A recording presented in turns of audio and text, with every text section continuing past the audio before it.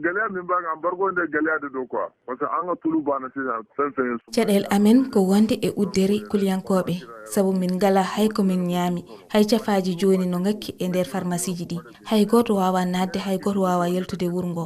min kaldowo e ma o miɗo heeɗi mi ittima kala ko mbawmi ngam hebde ko ñamminimi ɓesgu am kono mi heɓani hay hunde konunkoɓe ɓe gaddanani min hay ballal gotal kala ko woni ɗo eɓe gandi saabu eɓe ɗo uddere nde waɗi ko ñalde altine ɓennunde eti ɗum tawi ko piiji nguura ina ngakki e wuro ngo yidde amen ko rokkede ko min ñaami so tawi min mbawi wallide ɗum ma moƴƴu ala ko min jiɗi so wona yo laamu ngu wallu amen saabu ngu jaɓani min jalta wuro ngo yiloyade ko min ñaami ha hanki nayo e amen yaltunoɓe yiloyade ko ɓe ñaami kulyankoɓe nangi ɗumen e lawol min jawani hay ballal gotal min e hoore am mi ala hay hunde kadi ɓesgu am ala ko ñaami so wona gosi seeɗa miɗo jogui debbo e sukaɓe tato minen keeɗi hay miñi am ñamani hay hunde hande